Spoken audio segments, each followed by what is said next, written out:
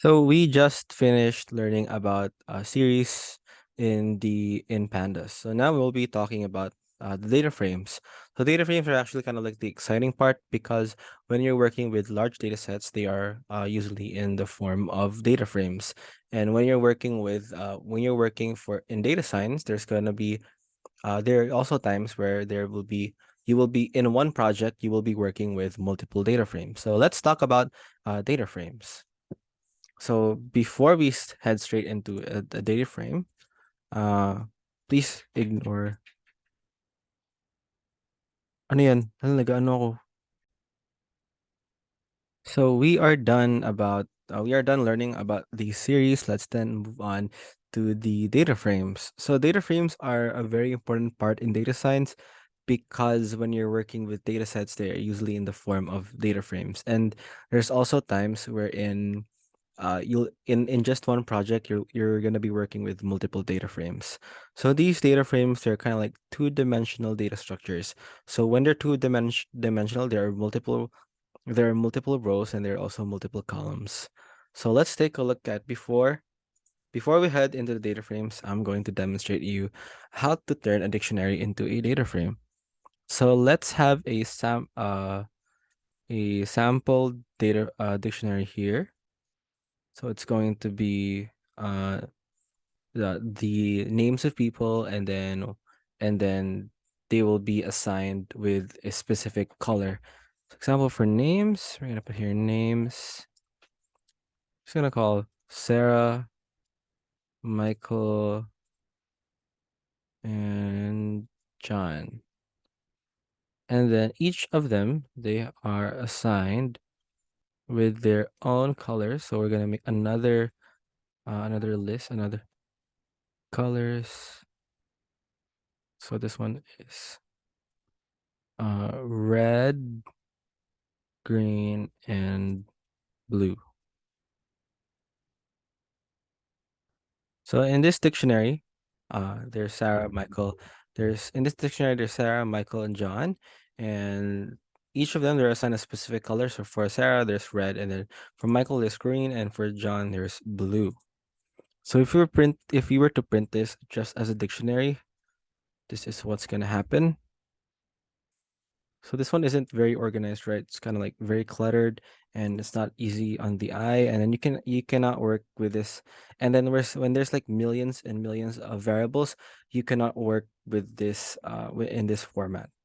So let's turn this into a data frame. So we're gonna call it as a DF, which is like the a short way to call a data frame. So we're using this code PD dot data frame. So the for the letter D and the letter F, it's capitalized. So also in pandas, it's actually very case sensitive. So that's something that you have to take note of. A lot of them are case sensitive. So we'll be turning this into a data frame instead of like just like a dictionary. So it'll work, and let's print the data frame. So here we can see the label or the index 0, 1, and 2. So we have names. Sarah is assigned to color red. Michael is assigned to color green. And John is assigned to the color blue. So this one, compared to the dictionary, it's not easy on the eye. You cannot read it properly. But on this one, you can read it very, very much easier.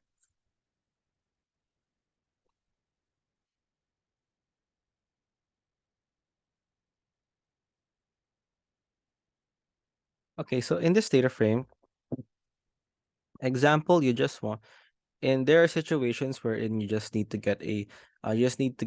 get specific rows.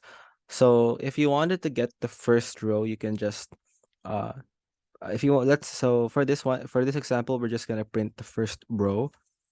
So we're gonna be on the data frame dot LLC or lock, and then since it's the first one, we're gonna put here 0. So there it prints Sarah and the color assigned to her, which is red. So let's identify on of what kind of what is the type when you're just going to take one row. So df log 0. So that one, when you're just going to take one specific row, it will be turned into a series. It's not a data frame anymore. It will become a series. So therefore, we can conclude that a data frame is kind of like is a table with multiple series. So it's kind of like a series of series. And if you wanted to get, so that is for the location. If you wanted to get multiple rows, example, you wanted to get from rows 1 to rows 3, you can actually just use the same code there. Let's print rows 1 to 3, df.log. It's going to be a list of numbers 1 to 2.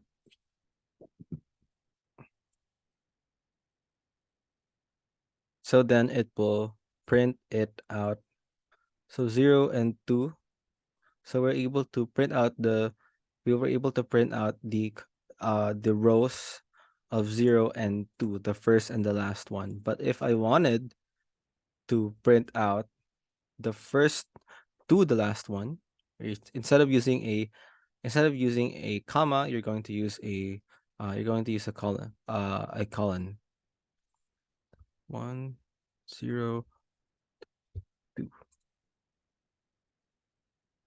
So there, those are the ways for you to access different rows in a data frame.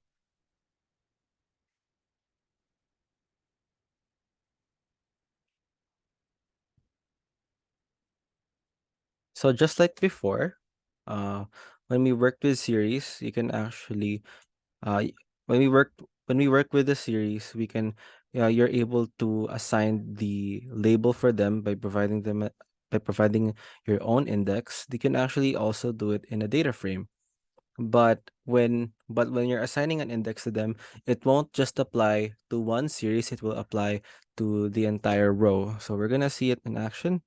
So uh let's say we are going to add an index here, and the index we'll be giving them is on what room they are on what room, what place. Let's just use the place as a label. So example for Sarah, she's located in California, and Michael is located in Texas, and John is located in New York. Let's run the code. Let's check if it works. And it works. So let's print the data frame. So there, instead of the 0, 1, and 2, the index turns into California, Texas, and New York. However, it's not very recommendable that you provide an index to them that is not the numbers 0, 1, 2, and 3, because in terms of manipulating a data set, those numbers, those index, that index, it's gonna come in very handy when they are in the form of numbers instead of these strings or randomly assigned numbers. So this is only for demonstration purposes. As much as possible, don't create your own index. But in situations where it's much more suitable to use an index, this is a way that you can do it.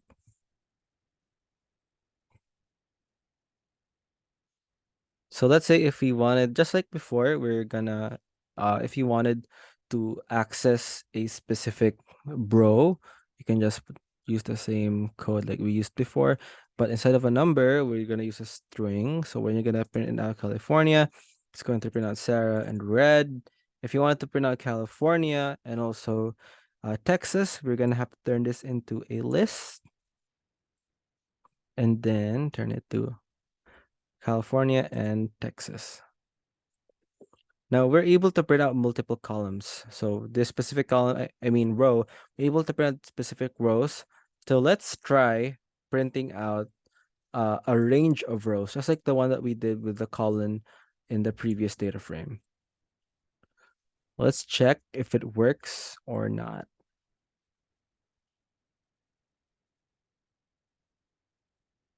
So yeah, it still works.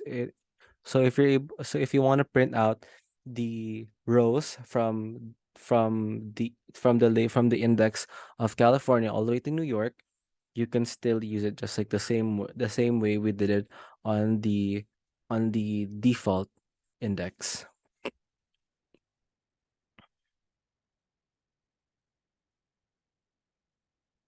So now we're done with learning about data frames.